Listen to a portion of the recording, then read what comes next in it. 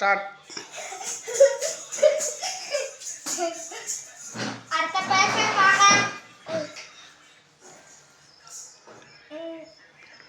உங்க பேர் என்ன? திவ்யரஷ்மி. உங்களுக்கு என்ன?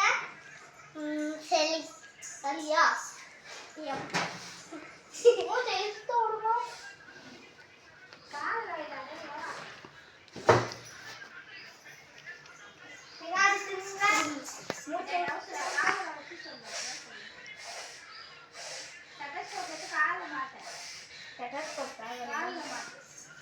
உங்களுக்கு 2 மாத்திரை கொடுத்தா போதும். உங்களுக்கு நிறைய மாத்திரை இருங்க.